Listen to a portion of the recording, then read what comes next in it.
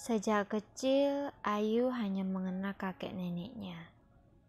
Hanya dua manusia renta itu yang mengurusnya, hingga akhirnya salah satunya meninggal ketika Ayu menginjak usia 40 hari. Tersisa hanya Mbah Ijah yang terbungkuk payah memangku beban sebagai tukang sayur keliling demi membiayai hidup cucu semata wayangnya. Meski Mbah Ijah bersikeras agar Ayu menamatkan sekolah hingga jenjang SMA, namun gadis itu menolak. Ia tak lagi bisa berkompromi dengan kemirisan hatinya demi melihat penderitaan Mbah Ijah. Tawaran menjadi pembantu di kota akhirnya terpikir juga demi mengurangi beban nenek. Mbah Ijah berkata, "Mbah masih mampu kasih makan kamu. Ndak usah ke kota, Nduk. Mbah khawatir sampai dijahati orang di kota." Si cucu pun mencoba untuk memberikan pengertian bahwa dia dibawa sama Pak Abdil yang tak lain nenek juga mengenalnya dengan baik. Tapi di kota kan bakal kerja sama orang yang juga ndak terlalu dikenal sama Pak Abdil. Wong dia itu kan cuma maklar pembantu. Saat itu Ayu hanya mencoba untuk memberikan alasannya. Tapi aku tak tega melihat Mbak terus-terusan kerja dan menderita. Meskipun nuraninya tetap membisikkan sesuatu yang aneh untuk melepas cucunya, tapi si nenek berusaha untuk mengerti itikat baiknya. Ayu tetap berusaha agar nenek memberikan izin untuk ia bekerja, namun Mbah Ijah bergeming dengan wajah mengeras.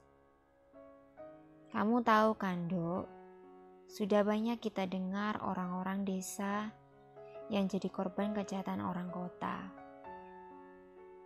Belum lagi yang kerja di luar negeri. Pulang bukan bawa uang, malah jadi gila karena dijahili majikannya.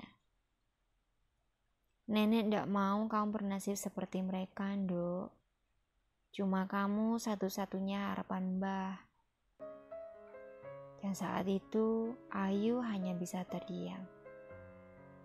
Cerita mengerikan dari Lastri dan Hanum sudah menjadi buah bibir tak berkesudahan di desanya. Lastri menjadi TKW di Malaysia, bahkan harus menjalani hidupnya sebagai gadis cacat karena menjadi korban penganiayaan majikannya yang kejam.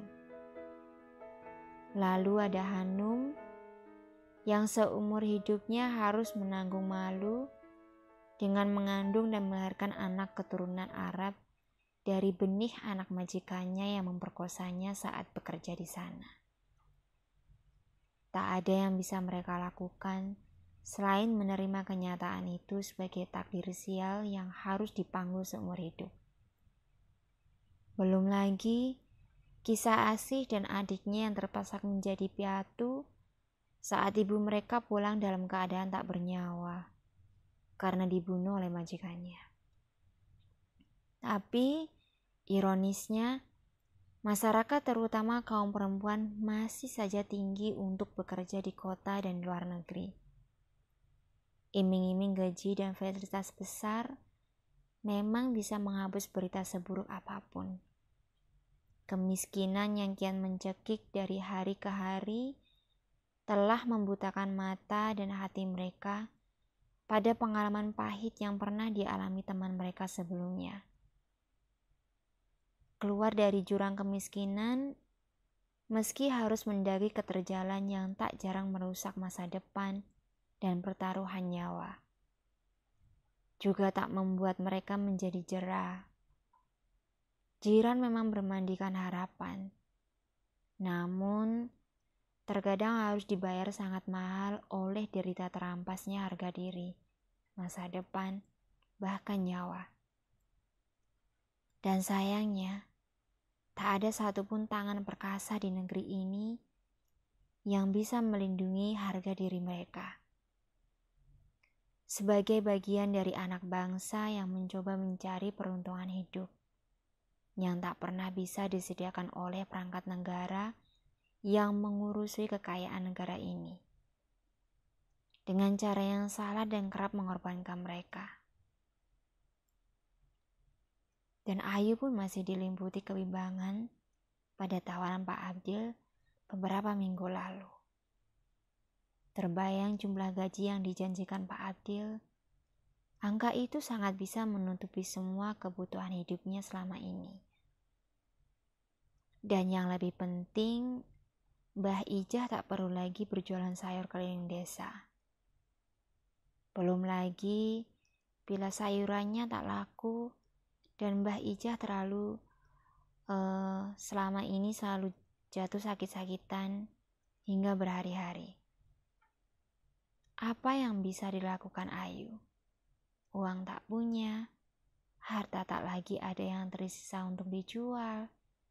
Yang ada hanya pasrah. Hal itulah yang membuat Ayu ingin sekali menerima tawaran Pak Abdil. Ia tak perlu bekerja bertahun-tahun. Menurut perhitungannya, hanya setahun saja ia sudah bisa mengumpulkan uang untuk modal Mbak Ijah berjualan di rumah. Membuka kios kecil untuk berjualan sayur mayur. Bujuk Pak Abdil ketika dilihatnya, Ayu masih ragu. Dan ia berkata, "Lumayan loh Yu, gajinya ringgit. Kalau ditukar ke rupiah, jumlahnya bisa jutaan setiap bulannya." Tapi Pak, Mbak Ijah tidak mengizinkan. Dia takut aku dijahati sama majikanku seperti Lastri dan Hanum.